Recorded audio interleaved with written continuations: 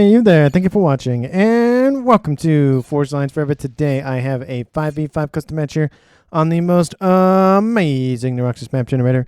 So let's go ahead and introduce our teams and our players, starting off with Team 1 in the Northwest, ending with Team 2 in the Southeast. Starting off with Team 1 Southwestern player, and working our way northeastwardly, we have in Snow White,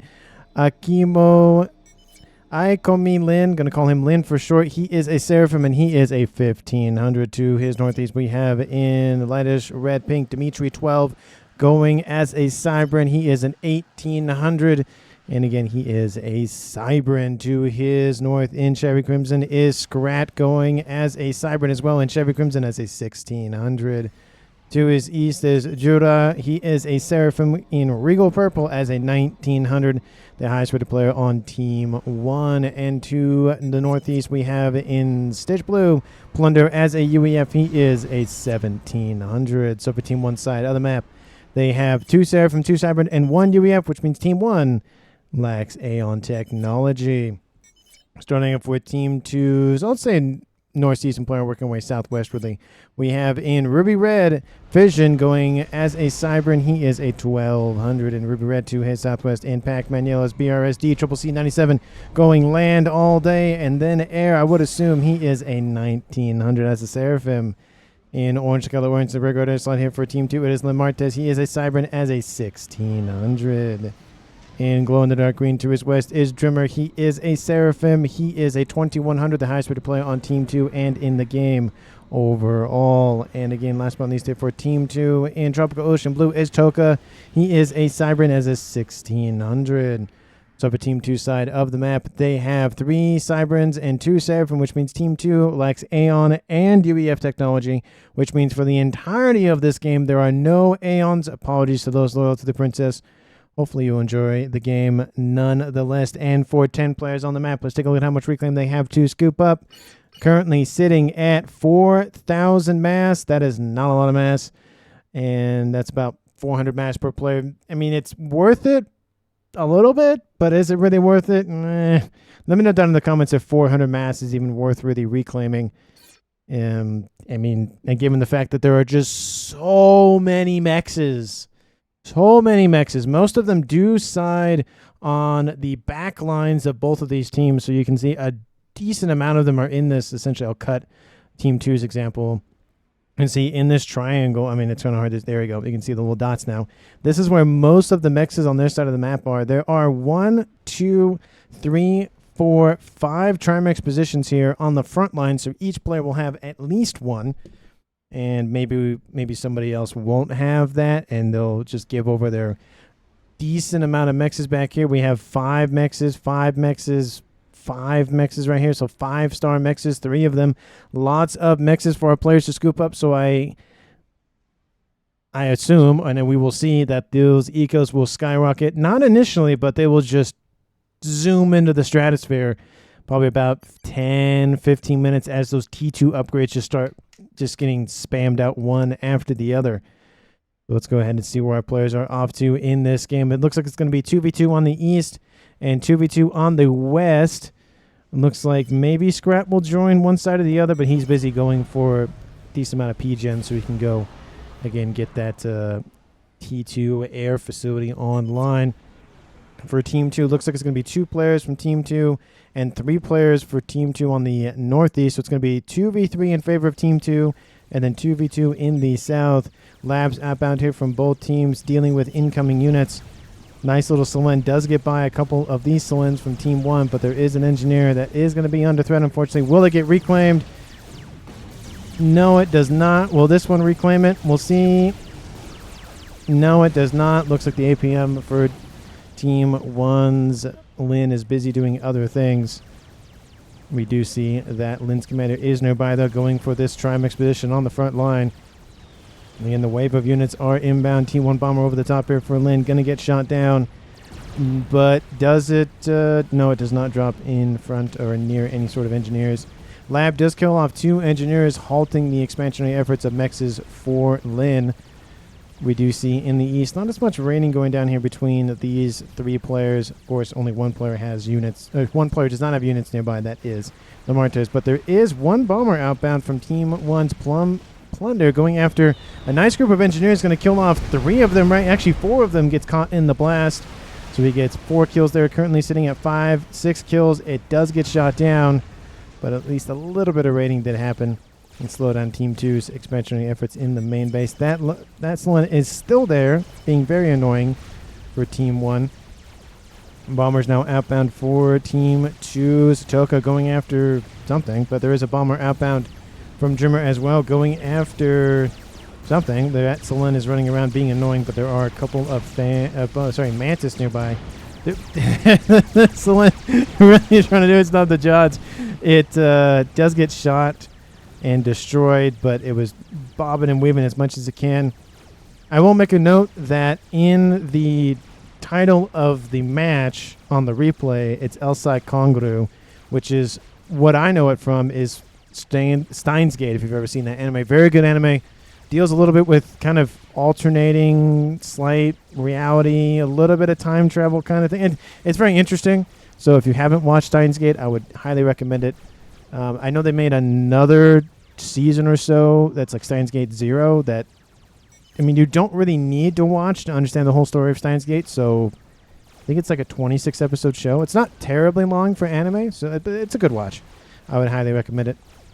We do see a couple of units to pierce through the middle here for Team 2's BRS, and Scrat's going to send his commander forward and deal with that personally. It won't really get anywhere in terms of long, lasting damage, but killing off a couple of engineers, a couple of Team 1 mechs is better than nothing. We do see that the comms are getting slower and slowly closer to one another on the northeastern side. On the southeastern side, same story. It looks like Team 2's commander of Jim are still holding position in that tri-mix position. We do see that both these comms doing the exact same thing. The only one doing any forward momentum is Toka. A couple of units try to hook maneuver around Lin's commander, but they get sandwiched by forces outbound from Lin. We could see the first comm-on-comm action here between these two players. We'll just have to watch and see, of course. Looks like Lamartez is just holding position next to BRS. No one on the northeastern side really pushing in except for Fission, which is pushing up against Plunder on the northern side. We're seeing units outbound from Jura pushing in on the southern side here of the northeast, but that's not really going to go anywhere, unfortunately for him. And Plunder is going to be forced back to retreat, unfortunately for him. Lots of Team 1 units outbound. A lot of Mantis and a lot of Medusa as well to deal those nice little AoE annoying nonsense shots. Gun upgrade has been started for Plunder. Confident in his forces, able to defend himself. Gun speed range has been started for BRS, and gun speed range has been started for Dimitri in the south. We do see that Lin is now further behind Toka. He could easily just push in east and north and try to isolate the commander, but doesn't want to take that risk at the current moment. Just confident and pretty much fine with just sending some forces to the south. There is a T1 PD down there, so that really won't go anywhere, unfortunately for him. Gun upgrade now at 45%. Fission trying to blitz down that commander, prevent the construction of said upgrade. But at this point, it's just going to give veterancy to Plunder and allow him to survive even longer. Units are starting to surround him, but reinforcements are arriving for Judah. They really want this gun upgrade to happen. And Plunder, I think he's going to stay the course. He's already at 70%. More reinforcements are arriving, both in the north and in the west. And T2 units online for Plunder. And this could actually backfire on Fission. That upgrade, once it finishes, will blitz down that commander of Fission quite quickly. T2 engineer nearby getting more units and forces and infrastructure online. Fission is now out of units, blocked out by T2 units and reinforcements from Judah. Nano repair has been started for Plunder. He could try to go after Fission's commander, but decides just to let him go for the time being. A lot of attention from Team 2 on this northeastern side is being directed directly on Plunder himself. So he's perfectly fine taking that brunt of the attack for the time being. Judah going for T2 right next to him. Stealth coming on the way here for Dimitri in the southwest. Still no major advancements has occurred for Team 2. And I think, nope. Drimmer's still holding position for now. Airplay of Lamartis is at T3 air. His opponent of Scrat is at almost T3, so he's a little bit behind. Has he started construction of the T3 Pigeon? He has, so he's probably about a minute or so behind, I think, max. That T3 upgrade is done, so yeah, it's probably about maybe even 30 seconds or so. Gun upgrade has been started for both Drimmer and Toka. Gun upgrade, no, it's not online for Lin as of yet. Large group of Team 1 forces outbound from Dimitri. We do see in the northeast T2 forces pushing it against Fission, pushing back Team 2 on this northeastern side. And most of the attention is now divvied up to this northeastern side, ignoring this little avenue of attack between BRS and Judah. BRS does have Gun, Nano, and Regen Aura online. Of course, he's going to be facing off against Plunders, Gun, and Nano, which will obviously get not necessarily blocked by BRS, but net positive will be in BRS's direction, just because he has more regen than Plunder does. Forces from Team 1's Dimitri moving southward, trying to cut off Toka from the rest of his teammates, cut off those supply lines, and he's going straight south, ignoring both Drimmer on the eastern side of that engagement. Looks like, actually no, he's actually going to go for it while cutting off Toka. He's going to move in and go after Drimmer's commander. He has two T2 PDs, T1, T2 engineering suite, and gun on board, and it looks like actually Dimitri's just going to fall back. Interesting, he could have gone for it, but I guess he did notice there is a threat down the middle of the map. I like the design of this kind of flower, almost like a clock face. Almost. There's 1, 2, 3, 4, 5, 6, 7, 8, 9, 10 instead of 12, but it's pretty close, almost like a gear in the middle of the map. Plunder now being collapsed in on by BRS. He's receiving some assistance from Judah. The comm of Fission has retreated, so it's just BRS on the front line. Plunder needs to engage the comm of BRS. BRS is retreating. More reinforcements arriving from Judah. This is just an amalgamation, just a bunch of just nonsense going down here between these four armies. And Fission is being essentially body blocked out of the engagement. Couple of T2 units online, but that's only feeding the comms veterancy. He's all close to 2-star.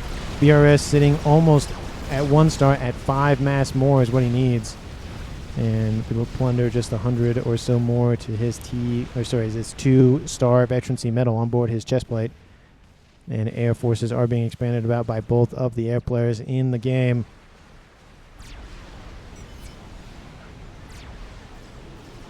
We are seeing that Judah is just still holding position, just ringing his T2 mechs over here. In terms of mass income, Team 1 660, Team 2 at 550. Looks like that's mainly due to mechs upgrades. It's kind of hard to tell who has what mechs is upgraded higher percentage of, but in terms of generation overall, Team 2's Lamartez is at 175. Judah, the opposing air player, actually no, he's not even the air player. Judah's at 193. Opposing air player of Scrat is at 178. Transport laden with a couple of units outbound from BRS, getting in behind, going to kill off a couple of T2 mechs is at a minimum. T3 land is online producing Percy's as we speak, and another group of units looks like it either got transported in or no, it probably got transported in. Yeah, there it is right there.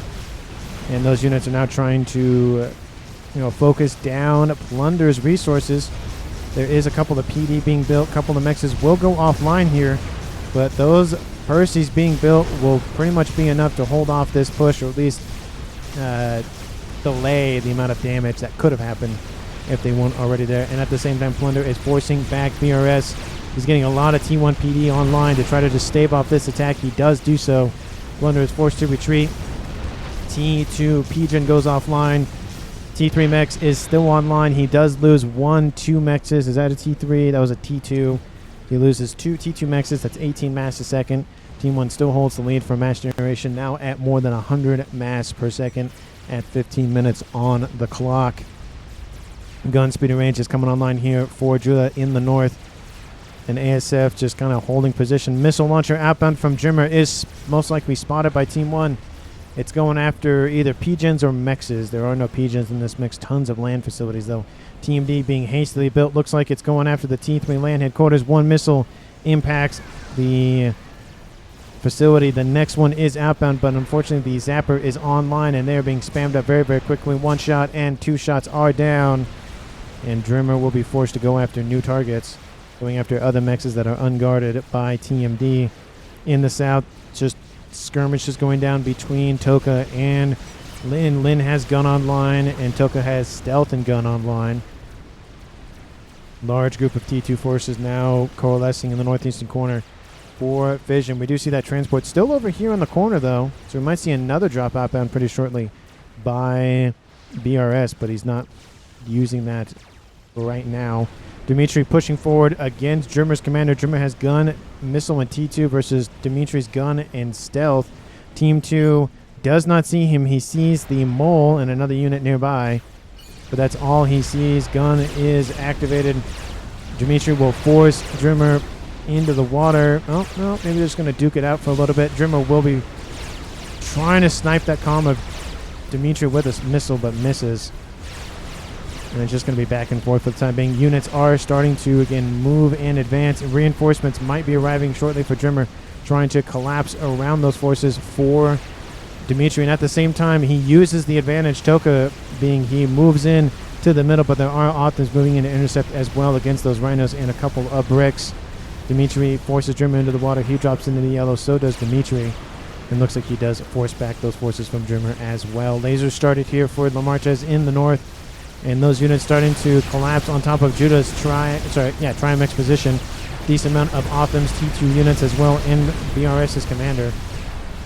And we see that Fission doing the exact same thing on the northeastern side here for Plunder. And I've been playing this game, or replaying this replay at +1 the entire time. I'm going to have to slow that down back to 0. I don't know. Let me know down in the comments if you think +1 is just perfectly fine. I guess it depends on the game if there's just a ton of action happening. But I feel like this game's kind of like there's some action, and then it's a little bit, and then there's some action, and then there's a little bit of waiting, and then another some action. So I might keep it at +1. And I'm like looking at my recording time, and it's about the same. It's like the time's a little bit ahead of what my recording is, so it's not that far off. Dimitri's commander stops for a brief second.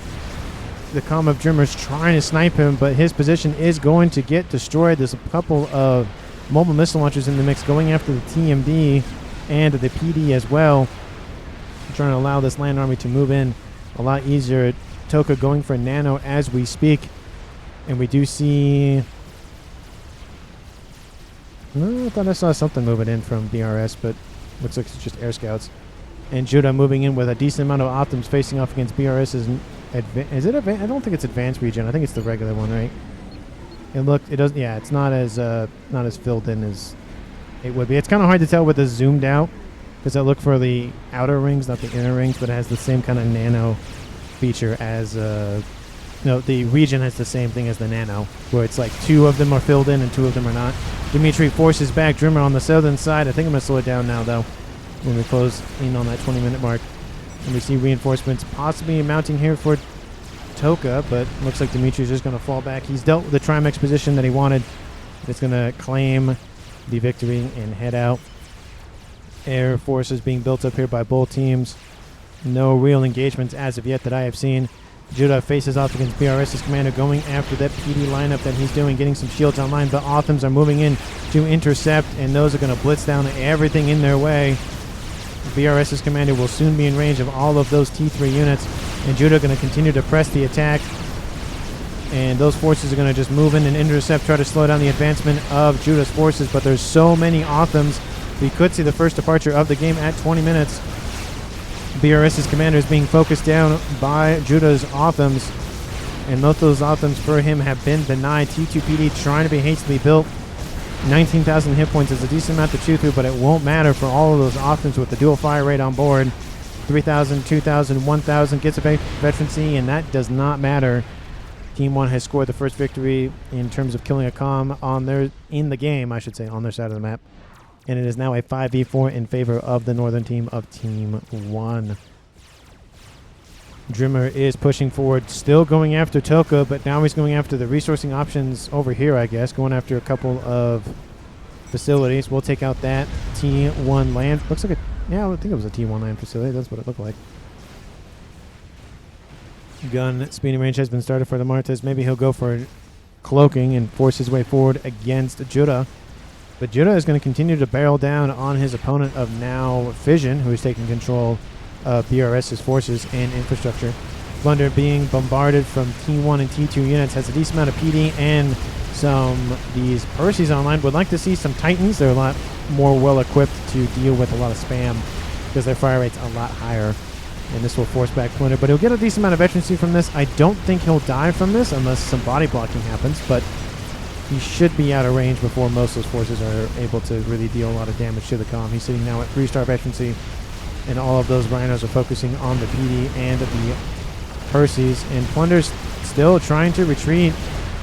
And it looks like Fission hasn't noticed as of yet. He's just continuing to walk them forward. Plunder's hit points are falling pretty rapidly, though. Needs to get out of range of all of those T2 units. Another overcharge kills off another Rhino. Now he's at 4-star veterancy. And those units are inbound for his Mexes, and all of these Othams reinforcing the position for Judah, now moving northward to deal with this. I love the assistance here from Judah, constantly assisting his teammate on the north, trying to keep him alive, because he knows that if this flank falls, his is next, so he needs to protect him at least as much as he can while protecting his own stuff. Mechs will go offline, T3 Mechs will go offline, but I think that will be it. So 27 plus 9, that was on an upgrade, so 33. Master second, Team 1 1.5k, Team 2 1.4k. 22 minutes on the clock. As I stated, Team 1 has 5 players left. Team 2 has only lost BRS. Map control, definitely fluid. I'd say it's about 50-50 maybe. I mean, it's kind of hard to tell exactly one way or the other. Let me know down in the comments who you think is going to currently win this game at 22 minutes and 22 seconds on the clock. Thank you so much for watching this point in the video. And, of course, like and subscribe to the channel and the video as well. Thank you so very much for watching to this point in the video. Air Force hanging around Lamardis' commander. He has nano, so he is close to his cloaking, but he's moving in to deal with these Othams pushing in here against Vision's facilities. T2 land facility under threat.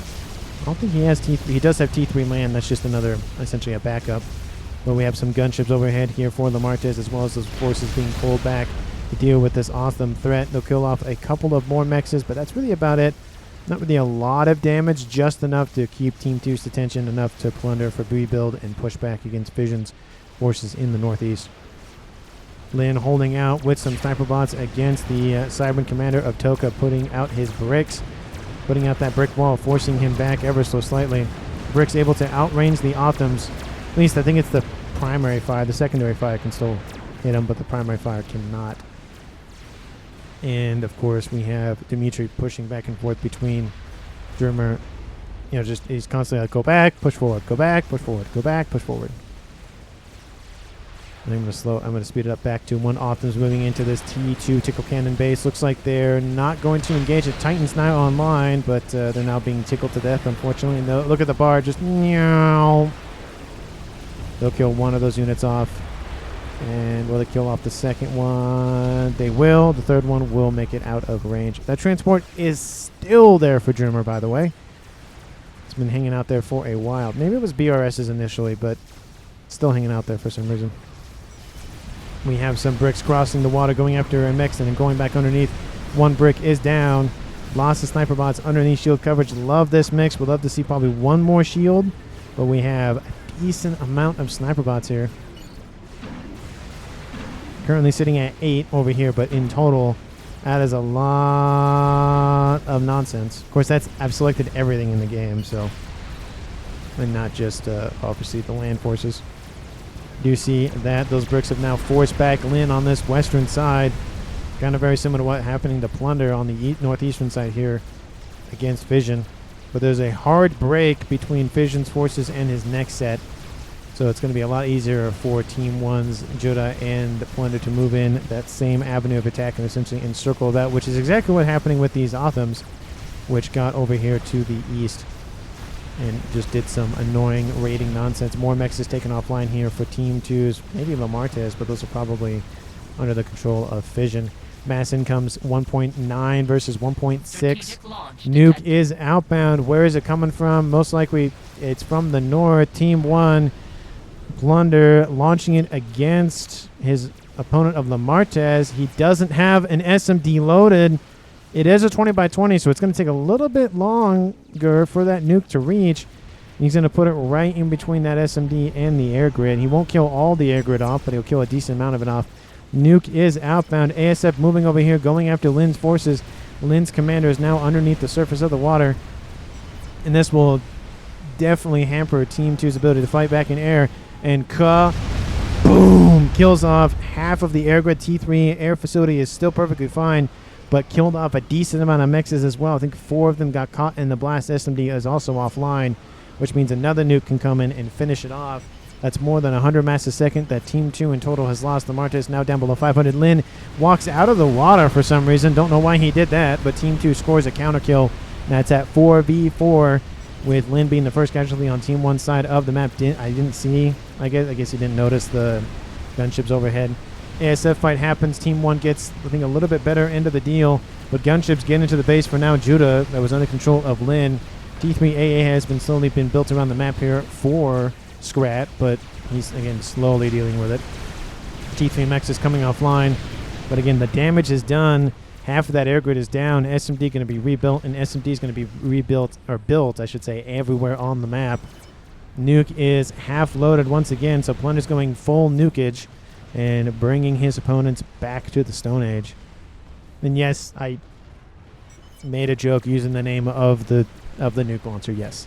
I mean, it's perfect. I mean, it sends you back to the Stone Age, quite literally.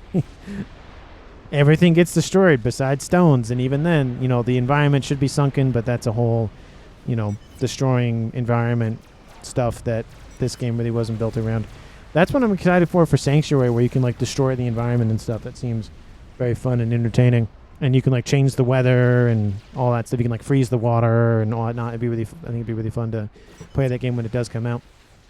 I will definitely be casting games because I feel like a lot of these Forged Alliance Forever players will be playing that game as well, so I'm excited for it.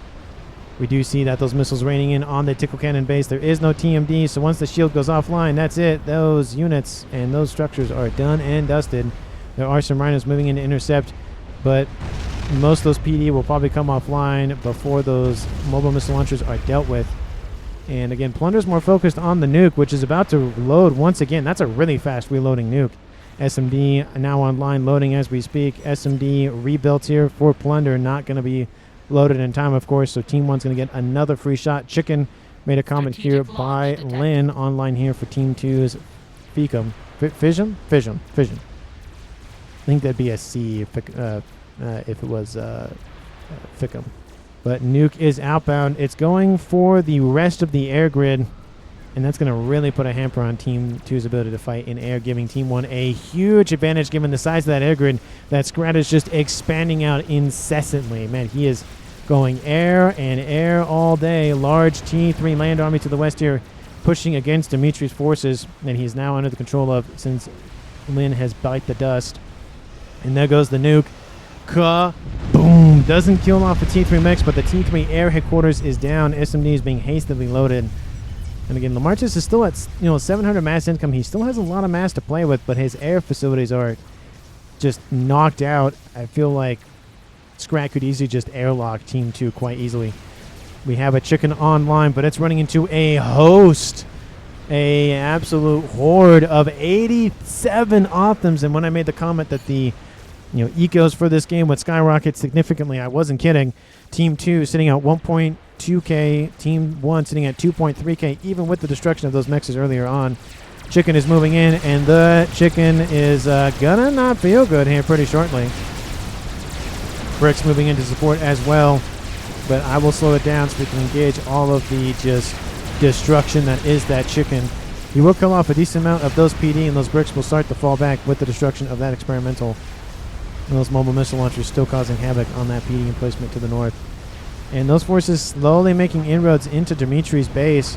But we have a large T3 army now moving in. It's a lot of back and forth. And engineers on the scene are taking advantage. And Drimmer as well, sending a huge host of his own units southward. So while Team 1 is winning the air game, Team 2 is winning the land game, at least on the southwestern side. And those Optims are moving in. They don't care. Going to kill off anything and everything in their way. He started out with 87. Actually, that's the wrong player. Excuse me. Now he's sitting on 30. He's lost more than half of those forces. It's a huge amount of mass sitting right here. It's on his doorstep. Rhino's moving in, going after those Percys once again. Mobile missile launchers countering the ones from Team 1's Plunder. Nuke, how's it loading? Half loaded again as well, so he's going to be able to launch a third one here shortly.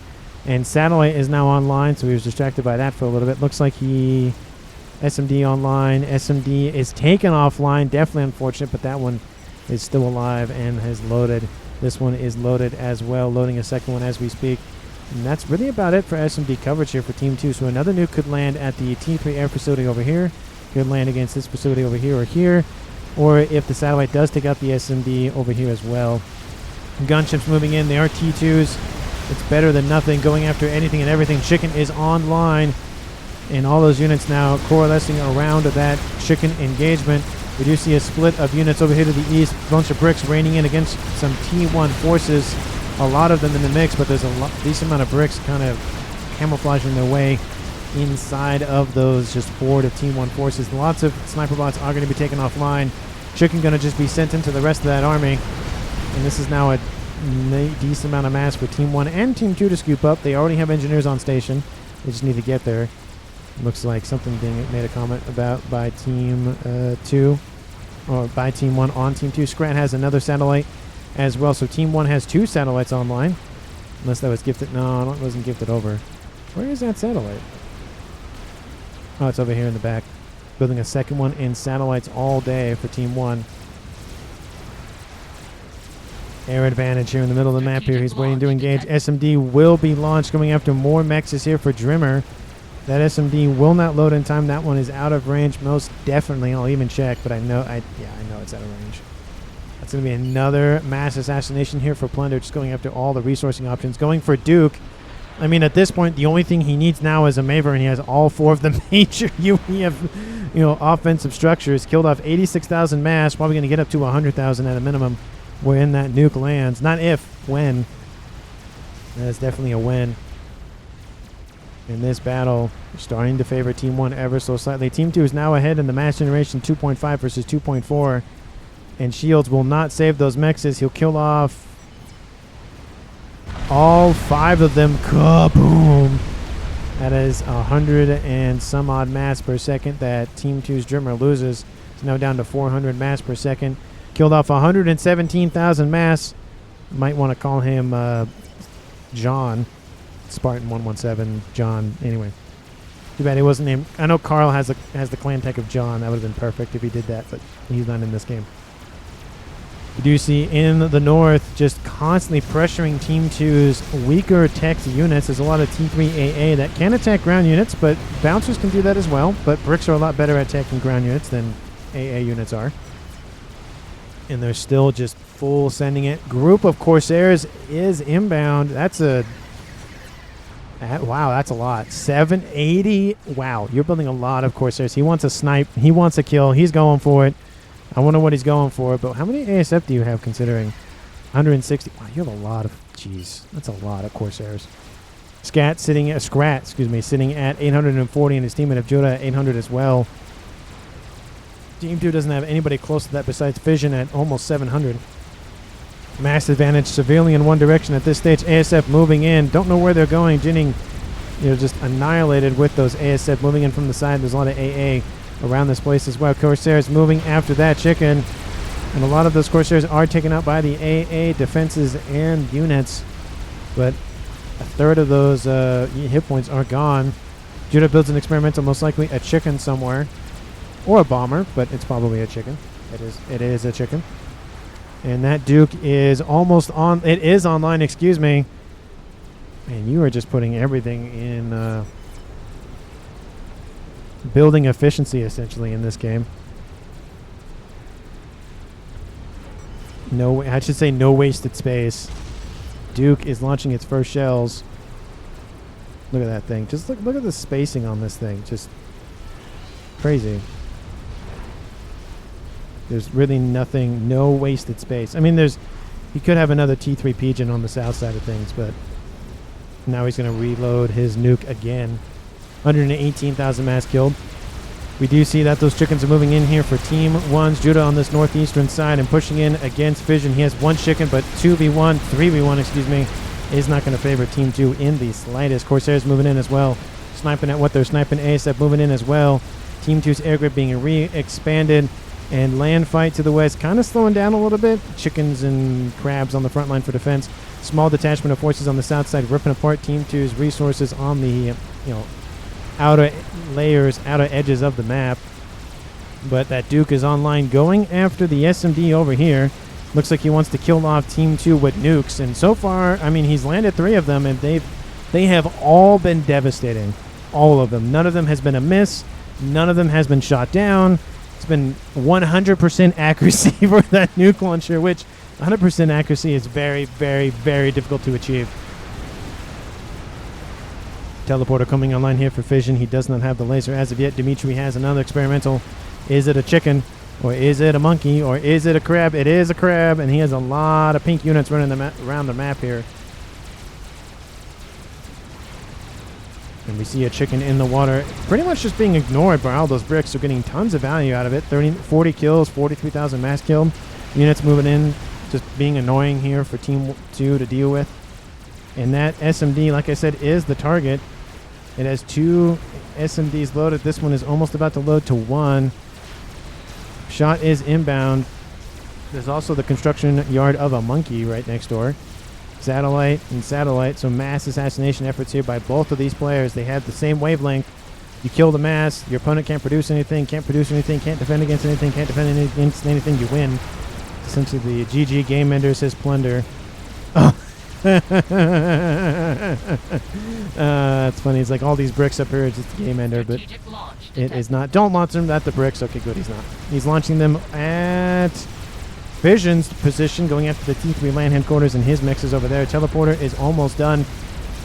Those units are inbound though for Judah. 4 chickens now pushing forward. I feel like it would have been better off to. I mean, that's the only position not protected by SMD, so I guess that's fair.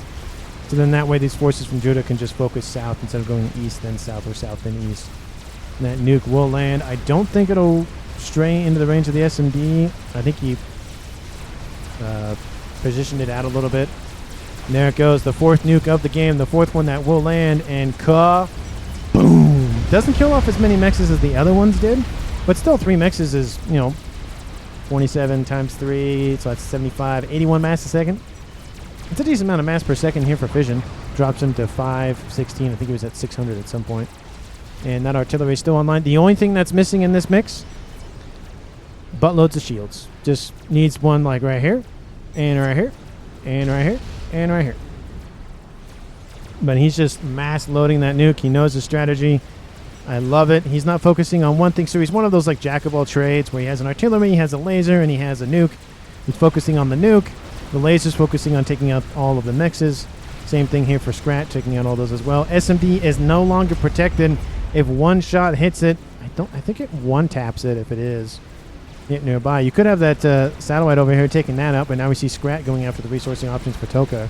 That's what's really keeping Team 2 down in terms of generated ecos. They're constantly having to go back, rebuild the mixes, spend the extra mass. It's really just taking a toll on Team 2's APM, as well as on their resources. Nuke. Oh, nope. SMD is still online. This one is almost going to be loaded. And that shield does pop back online. In the southwest, couple of units, a couple of crabs and monkeys roaming around the map here for Toka. And units now surrounding Lamartis' commander. They're trying to ground fire the comm. The comm does not move. The comm needs to keep moving. And they're going to keep tracking the comm's movements. I think he's dead. It's going to be a little bit harder, of course, to move him. Spy planes would be very useful right now for Team 1. But having very hard difficulty trying to, again, ground fire, trying to track the position. But those hit points are falling. One of those units is down. There are some Percys in the mix, though. Another shot inbound. Another shot inbound. One more bigger barrage, and that'll be it. I do love the fact that the Cybern, like, it pulses the cloaking. Find this very interesting of, you can't see me. You can't. They're going to keep ground firing that comm, trying to track it by its footprints. And there he goes. Bombers were over the top at the same time, though. But it doesn't matter. They're going after the SMD here for Lamartis. Lamartis control Ks to kill off some of the bombers. And that nuke, where is it outbound? Is it outbound for that? No, it's not. It's outbound for stuff over here. That would have been a perfect 1-2 punch. Great bug. I can see flames from your ACU even when you're cloaked. Oh, that's not great. I didn't know that. Oh. I don't shoot after kill one chicken. I see you. Ah, interesting. And this base here for Team 2's air player of Lamartis, now Dreamer, is gone. That nuke is going to land right on top of that. Actually, it lands a little bit southward. Never mind. So this is the first one that's not really great. Kills off 1 or 2 Corsairs. Kaboom. That's not really much fanfare there. Should have gone after the air grid, but then the units were there anyway, so it didn't really matter. The air grid is gone. There's no saving in here for Team 2. Shot bombers roaming the map here for Scrat as well. Scrat and Plunder played amazing games. I'm thinking about who I'm voting for MVP, and it's a toss-up between two of them. The SMD here for Toka is taken offline, and it looks like Toka's giving everything over to Fission. Don't know where his comms in the water now. He's kind of just hanging out. He has Nano and gun, and this is going to wipe out the rest of the eastern side of the map here. Fission's over here. He's going to get surrounded by some Othams and a chicken. His comm has the laser and teleport. He needs to get out of here. He needs to teleport. There's no way out of here for him. He needs to get out of Dodge. And this is not great here for him. Will he just accept his fate or not? 39 minutes on the clock. And Team 2 is suffering quite significantly here. Shields are now online. I think Plunder heard me from beyond the void or through the void or whatever and was like, oh yeah, shields, that's a good thing to have. 151,000 mass killed with that one nuke launcher. None of them was shot down, but one of them I say did miss. It wasn't great. The comm is still there. He's gonna teleport too late. It doesn't matter. There he goes. Team 2 loses another player here at 40 minutes on the clock.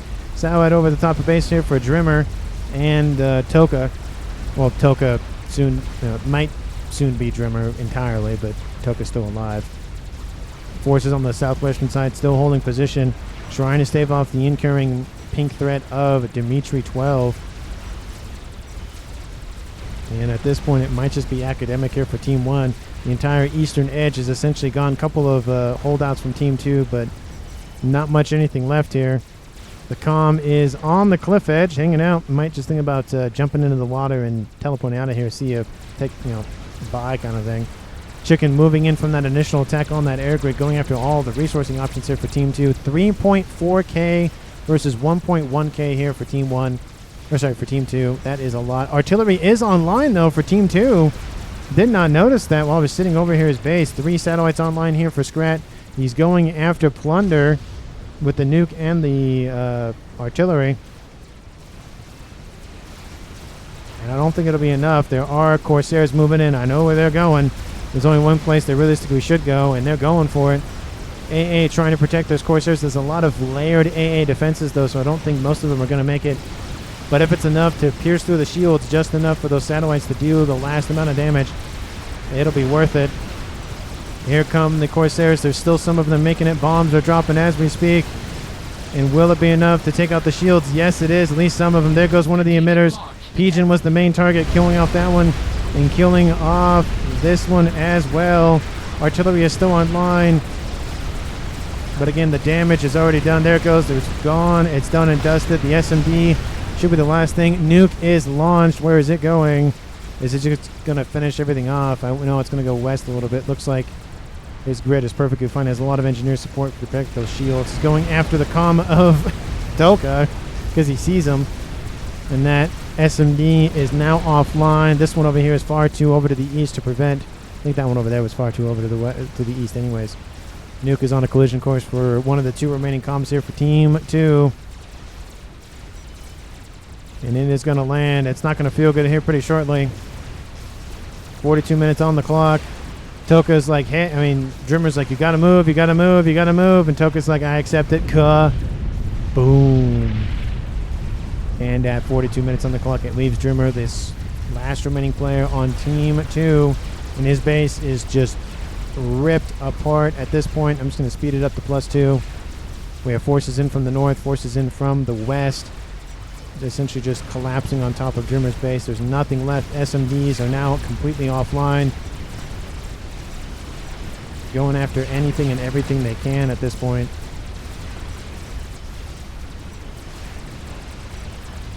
Drop bombers moving in, going after more pigeons, I would assume. Maybe going after the comm. No, they're going after, looks like pigeons or something. Just taking whatever they can offline. Lots of conversations in chat. 1v1 me, I'm assuming, is what that means. There's a lot of conversation in chat on Team 2 side. Strategic launch detected. Nuke is outbound once again, going after the remainder of Drimmer's base, but he's going to nuke his friendlies. That's not going to feel good. Drimmer sitting at 12,000 mass killed, 5-star veterancy, RAS, missile, and T2. And that nuke is going to kill off nothing at this point. But actually, no, that nuke is actually not outbound from Plunder. It's outbound. Is there another nuke facility? Yeah, that's a. Oh, that's a That's a YOLO, is what that is. Friendly fire. Yep, that is friendly fire. Report. Dimitri. It's like report. Yeah, that's a YOLO. Where's that at? Looks like Dimitri has been targeted. Nuke is outbound from Team 2. Oh, no, it's outbound from Team 1. Oh, that's not going to feel good. Dimitri, run! Dimitri, run! He makes it out of range. Now they're just having fun with it. Counter nukes outbound, not going after Plunder. Oh, it's right here. They know the match is over. They know they won. They're just having fun with it. Oh, that's not going to feel good. Not going to go after the commander directly, but definitely going to send some stuff on his side of the map. Oh, no, his T3 land headquarters. Will it be fine? No, it won't. And he does kill Plunder. Whoopsies. Oh, it's a control K. Was that to the Pigeon, I guess? Team 1 wins the game. Team 2's Dimitri is taken out. Oh, sorry, Team 2's Drimmer is taken out. Is there any conversation about that? No, it doesn't look like it. But that is the match here, folks. 45 minutes and 15 seconds on the clock. Team 1 wins the game with technically 1 casualty. I'm not counting Plunder's death because that was just them having fun with it. Plunder, I think, deserves MVP of the game for 2 reasons. Nuke and Nuke. Those two nukes specifically on the air player, opened the door for Scrat to gain air dominance and supremacy. Oh, also there's a Scathis, because why not? What else did Team 1 build on this side of the map? Scathis. Of course, we have a YOLO, more satellites. There's a bomber under construction. YOLO. Lots of T3 pigeons. Lots of... I mean, that's just a horde of T3. How much power? Why? Why do you need that much power? Because you're building the YOLO, is that why? Jeez, that's a lot of power. Anyway. But, yeah, that nuke was just the game-winning move of the game.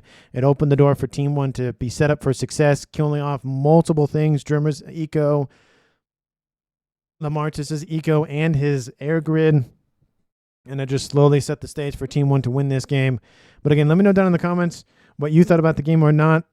If in terms of, you know, who got MVP, who should get MVP, that sort of thing. Thank you so much for watching to this point in the video. If you haven't done so already, like the video and subscribe to the channel. Thank you so very much for watching to the end, and I will see all of you in the next one.